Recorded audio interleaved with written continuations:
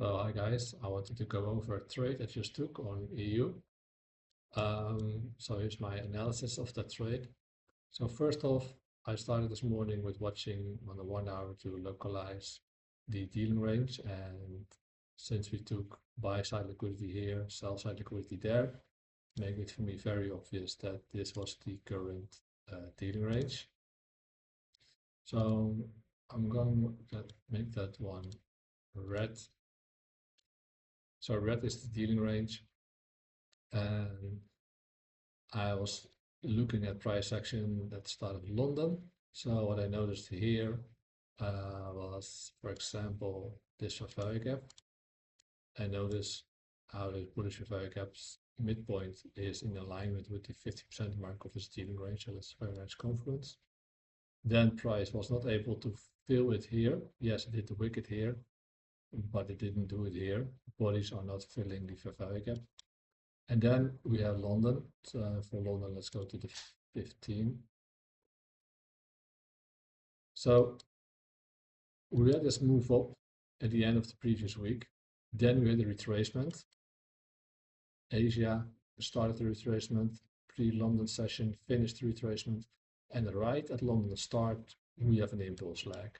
And it was started based off that 1 hour for value gap, and also kind of 15 minutes we also have a value gap. And I believe a low time frame are also for value gap. So price is definitely reacting from a for value gap, which is in discount, which is below the 50% mark. Then we have this big move up in London, taking out Asia high, and also creating a dealing range because it took some sell side liquidity here, and also it took these lows of the bodies, which contains the most part of the volume. Those were taken, then we have a very bullish move up. I did not participate in this very bullish move. Let's see in the 1 minute. Yeah, for me there was no entry, to be honest. Now because I had no maximum would be to take Asia high, but then how much higher did one price to go? I have no idea. So I just let it go. So at that point, when London session ended, we have a very nice range to work with because we have the current day low to the current day high. So let's make it blue and a little bit thicker. So the high time frame already went to discount. From there, we have this displacement lag, which was created by the London session. And London then, at the end of London session, the retracement started. And kind of halfway lunch, reversal started. Then lunch reversed a little bit. 25% level was the rejecting price. And then price came lower, taking out lunch low, but also notice on the left, there's this low right here. So this is a liquidity pool accompanied with a fair value gap. So we have equal lows hovering just inside of a bullish fair value gap, just below the 50% mark, which is discount. So that was interesting. So I was watching that price action. I saw price dumping and taking out those equal lows. Price then went sideways. I was still waiting. And then price just displaced away. Again, a rejection from the 25% level. But in this case, I knew, all right, we now have taken out liquidity and now we have fuel for the move higher. So therefore, I entered at this fair value gap was now created. So I went long from this fair value gap, stop somewhere below here.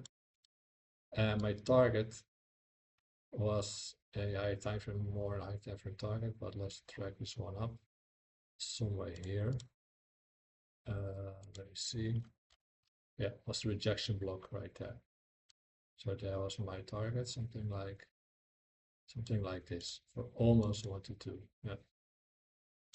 So as you can see, took a little bit of heat, but price, this of course candle was still supporting price. So it took a few moments, but then finally it kicked off. My TP got hit.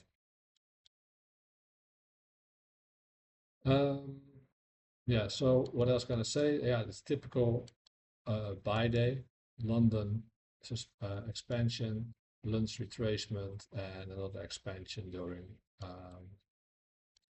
New York. Yeah, so I think the most important thing is direction, bias. Why was I bullish? Again, zooming out to the 4 hour, you can clearly see we are on the buy side of the curve. Price is making higher highs and higher lows are not taken.